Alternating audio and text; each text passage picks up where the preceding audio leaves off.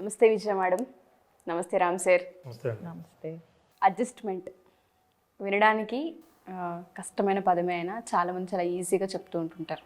మనం కింద కామెంట్స్ చూసిన కొన్ని ఎపిసోడ్స్ చేసినప్పుడు అంత ఈజీగా అడ్జస్ట్ అయి పడే వాళ్ళకి తెలుస్తుంది కదా అని. ఎందుకంటే అడ్జస్ట్మెంట్ గురించి నేను మీతో ఎపిసోడ్స్ చేశాను, నేను మీతో ఎపిసోడ్స్ చేశాను.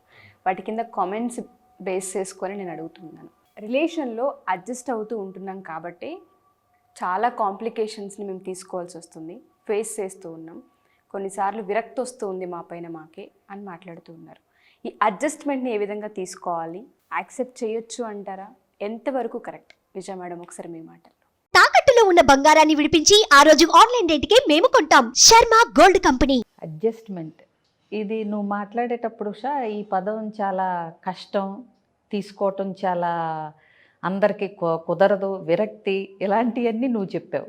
యాక్చువల్గా అడ్జస్ట్మెంట్ అంటే సర్దుకుపోవటం, అవునా?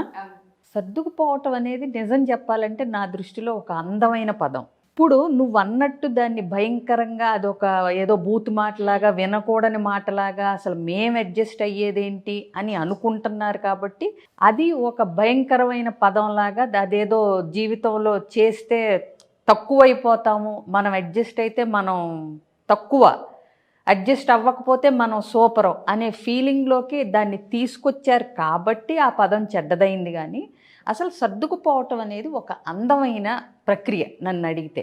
ఈ విషయం అంటే మైండ్ని ఒకసారి సర్దుకుపోవటం అందమైనది, మంచిది, మనకి మంచి చేకూర్చేది అని తెలిసినప్పుడు ఎవరు దాన్ని నెగిటివ్ కింద తీసుకోవటం మానేస్తారని అనుకుంటున్నాను నేను.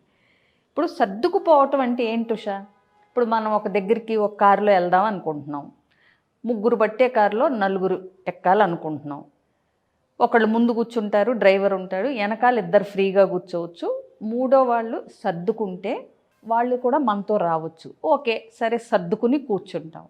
ఆ మూడో వాళ్ళు రావటం మనకి ఎంత నచ్చుతుంది అన్న దాన్ని బట్టి నీకు అక్కడ సర్దుకుని ఆ వ్యక్తిని కూర్చోబెట్టుకోవటం వల్ల మన ప్రయాణం బాగా సాగిందా, మనకు నచ్చిన వాళ్ళు మనతో ఉన్నారా అన్నప్పుడు ఆ సర్దుకోవటం అనేది నీకు ఆనందాన్ని ఇస్తుంది.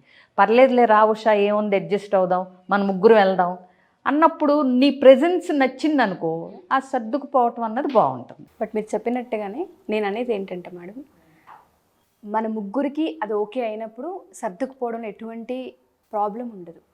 రిలేషన్లో ఉన్నప్పుడు భర్తకి మాత్రమే చేయాలని ఉండి, భార్యకి అది ఏమాత్రం ఇష్టం లేని ప్రయాణంలో, మనిద్దరమే వెళ్ళాలనుకున్న ప్లాన్లో ఇంకొకళ్ళు వచ్చి ఏం కాదులే అడ్జస్ట్ అవ్వనప్పుడే కాంప్లికేషన్ అవుతుంది అనే వాళ్ళు ఉన్నారు. దానికి కూడా వస్తాను. సో సర్దుకోవటం అంటే ఏంటి? ఇప్పుడు ఏదైనా సర్దుకుంటేనే బాగుంటుంది. ఇల్లు సర్దుకుంటే అందంగా ఉంటుంది, అవునా? ఎక్కడ పడేస్తే బాగుండదు. సర్దుకోవటం అంటే ఏంటి? అవసరమైనవి ఉంచుకుని అక్కర్లేని తీసేసి నీట్గా పెట్టుకుంటే బాగుంటుంది. ఇల్లైనా, మనసైనా, జీవితం అయినా సరే. సో సర్దుకోవటం అంటే మార్పు అంటే ఏంటి? నువ్వేం చేస్తున్నావు?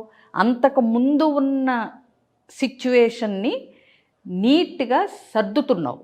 అంతకుముందు గజిబిజిగా ఉన్నాయి పుస్తకాలు, చీరలు, బట్టలు, సంథింగ్ ఏదైనా సరే.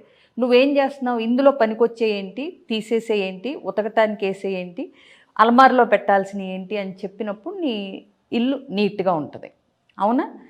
జీవితంలో కూడా అంటే ఏంటి? ఇక్కడ నువ్వు మార్చావు, అంతకు ముందున్న గజిబిజితనాన్ని నువ్వు మార్చావు. మార్పు, మంచి కొరకు మార్పు. అలాగే జీవితంలో కూడా నీకు అక్కర్లేని యాటిట్యూడ్స్ ఉంటాయి, అవసరం లేనివి ఉంటాయి, కొన్ని నేర్చుకోవాల్సినవి ఉంటాయి. అంటే ఏంటి? నిన్ను నువ్వు మార్చుకుంటున్నావు. Always change is for growth. అర్థమైందా?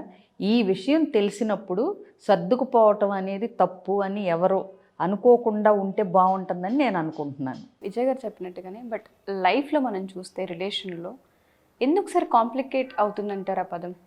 ప్రతిసారి నేనే సర్దుకుపోవాలా, దీనివల్లే వస్తున్నాయి, నేను ఇది అలవాటు చేసుకున్నా కాబట్టే అవతల వాళ్ళకి సర్దుకుపో అని చెప్పడం అలవాటుగా మారింది అన్నవే ఎక్కువ వింటున్నాం. ఎక్కువసార్లు అడ్జస్ట్ అయినా చులకన అవుతాం, చీప్ అయిపోతాం అని మాట్లాడుతుంటారు. అది ఎవరైనా అవ్వచ్చు, హస్బెండ్ అవ్వచ్చు, వైఫ్ అవ్వచ్చు. ఎందుకంతా దాన్ని కంప్లైంట్గా చూస్తున్నారు అంటారు? నాకు విజయ్ గారు ఒకటి స్పష్టంగా ఒక విషయం చెప్పారు. అసలు సర్దుకుపోవడం అన్నది చాలా నెగిటివ్ పదం, నన్ను నేను తక్కువ చేసుకోవడం అన్న ఒపీనియన్తో ఉంటే మనం మన దగ్గర వాళ్ళతో సర్దుకోవడానికి కూడా కొంచెం ఇబ్బందిగా ఫీల్ అవ్వడం మొదలు పెడతాం.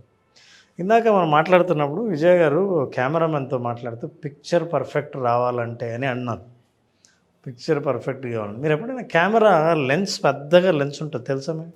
చూసి ఉంటారు కదా, ముందర లెన్స్ ఉంటుంది కదా, దాన్ని ఏం చేస్తారు? క్లారిటీ కోసం అడ్జస్ట్ చేస్తారు. పిక్చర్ పర్ఫెక్ట్ రావాలంటే అడ్జస్ట్ చేస్తారు. లైఫ్ పర్ఫెక్ట్ కావాలంటే అడ్జస్ట్మెంట్ అవసరం. చూసే లెన్స్ అంతే కదా. లైఫ్ని చూసే లెన్స్ని అడ్జస్ట్ చేస్తే పిక్చర్ పర్ఫెక్ట్గా వస్తుంది. మీరు లైఫ్ పర్ఫెక్ట్గా ఉండాలని అనుకుంటే అడ్జస్ట్మెంట్ అనేది జీవితంలో ఒక భాగం. నన్ను అడిగితే జీవితానికి మరో పేరు సర్దుబాటు అని. ఎందుకంటే లైఫ్ పర్ఫెక్ట్గా ఎక్కడ ఉంచినవి అక్కడ ఉన్నట్టు అట్లాగే ఉండి లైఫ్ లాంగ్ అవి అక్కడే ఉండడం అంటూ జరగదు. అసలు పర్ఫెక్షన్ అనేదే లేదనుకోండి, అదే ఇంపర్ఫెక్షన్. అదే ఈ సృష్టి పర్ఫెక్షన్ లేదు ఇందులో. కాబట్టి ఆ సర్దుకోవటం అన్నది ఇది లైఫ్లో ఒక భాగమే. జీవితం అన్న మాటకి మరో పర్యాయ పదం సర్దుబాటు. సర్దుబాటు లేని జీవితం లేదు. అయితే మీరు ఒక క్వశ్చన్ వేశారు, అసలు సర్దుబాటు నేనే సర్దుకుపోవాలా, ప్రతిసారి ఎలా సర్దుకోవాలి? ఒక రిలేషన్షిప్లో ఉన్నప్పుడు ఎస్, మీరు సర్దుకుపోవద్దు. ఎందుకు సర్దుకోవాలి? సర్దుకోకూడదు. ఎప్పుడు సర్దుకుపోకూడదు అనే విషయం తెలిస్తే మీకు అప్పుడు సర్దుకుపోవడం అన్నది చెడ్డ మాట కాదు అన్న విషయం అర్థమవుతుంది.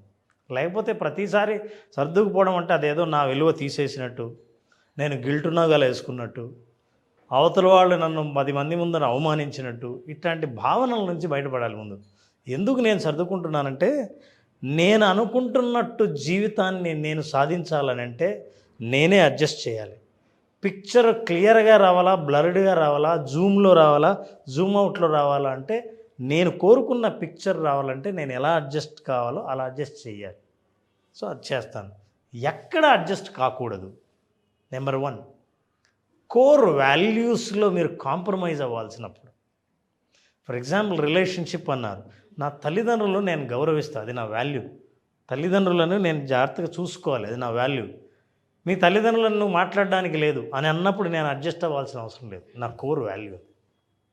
ఎక్కడైతే నేను వాల్యూస్ దగ్గర కాంప్రమైజ్ అవ్వాల్సి వస్తుందో అక్కడ నేను చదువుకోవాల్సిన అవసరం లేదు. Second, toxic behaviour.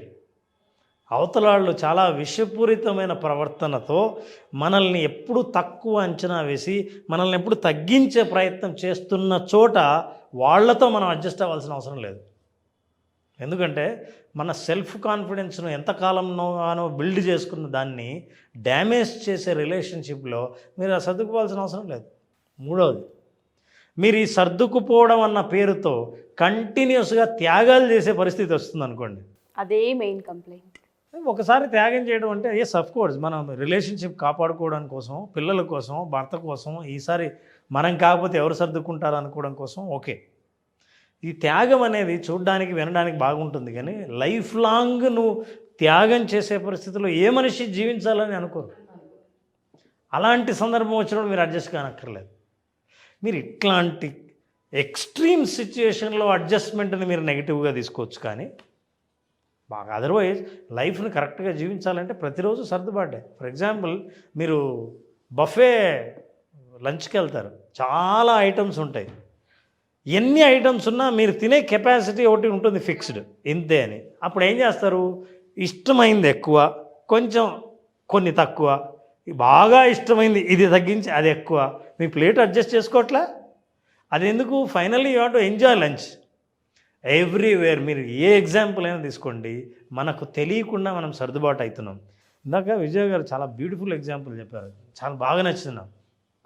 కారులో సర్దుకుందాం రా అని అంటారు.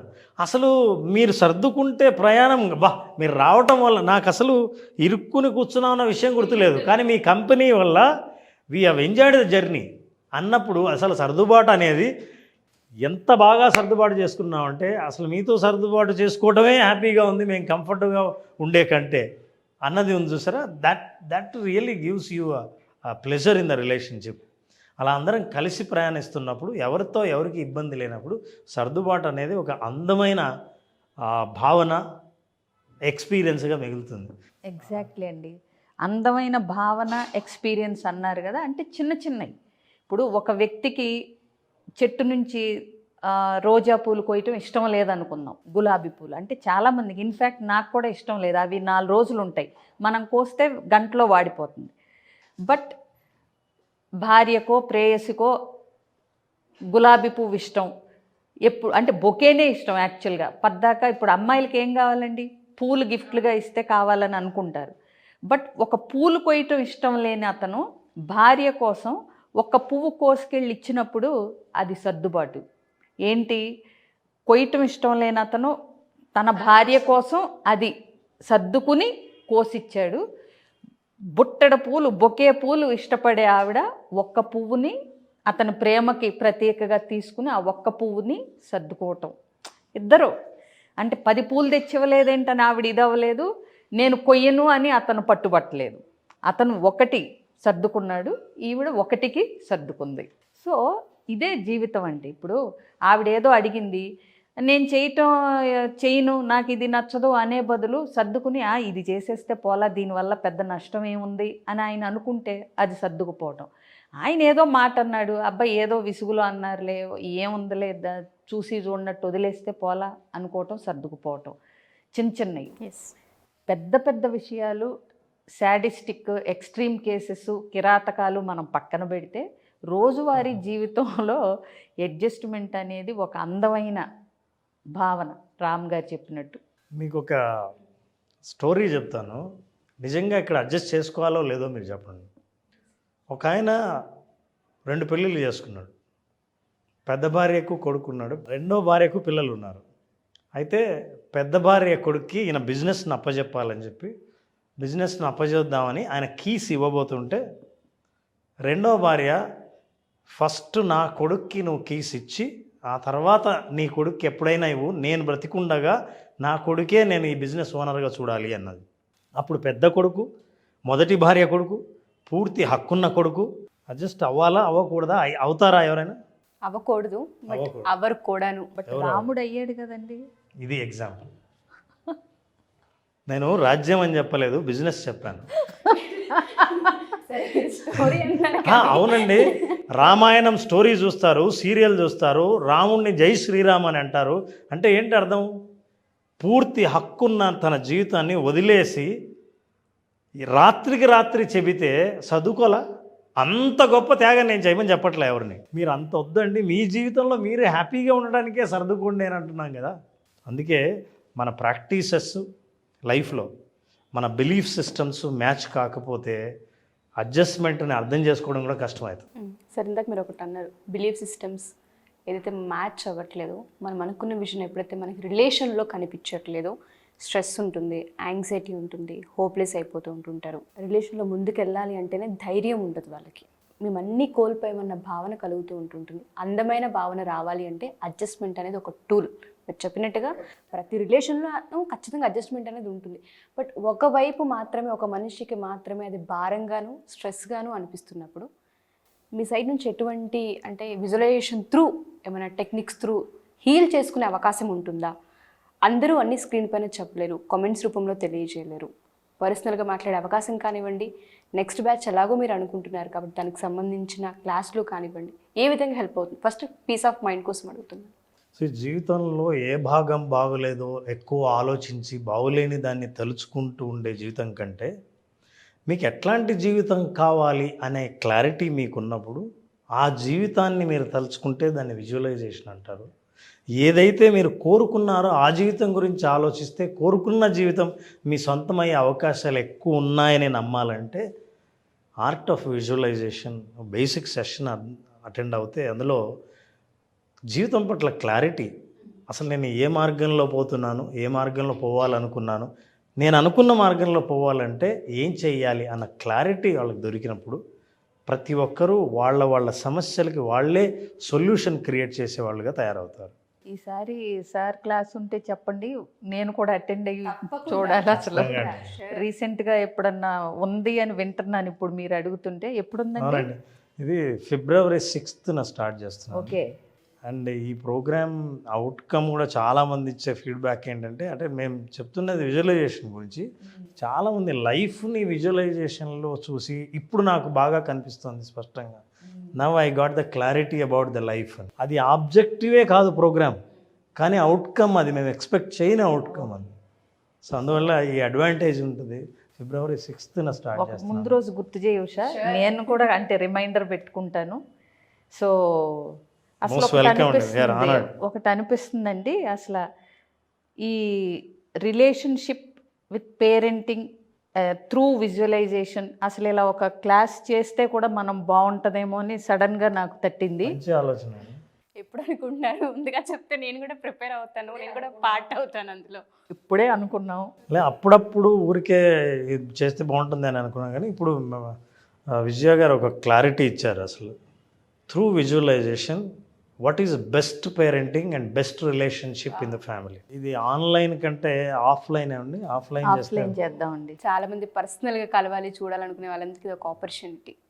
అంటే ఎలా సార్, ఎలా ఎక్కడ ఉంటుంది క్లాస్? దాన్ని మనం ఇప్పుడే చెప్పగలరా? కదమ్మా అనుకున్నాం, వీల్ వర్కౌట్ అవుతారు. ప్లాన్ చేయలేదు, కానీ కారణం ఏమనిపిస్తుంది అంటే ఈ డిజిటల్ యుగంలో మానవ సంబంధాలు దెబ్బతీరుతున్న ఈ టైంలో మనం ఏదైనా ఒక గైడ్ లైన్ కానీ ఒక గైడెన్స్ కానీ ఒక హెల్ప్ లైన్ లాగా హెల్ప్ చేయగలిగితే కొన్ని విషయాల్లో పిల్లల నెక్స్ట్ జనరేషన్ని ఎలా తీసుకెళ్ళచ్చు, మీ రిలేషన్షిప్ ప్రభావం పిల్లల మీద కూడా ఎలా ఉంటుంది, ఇది బ్రాడ్గా ఇప్పుడు అనుకున్నాం.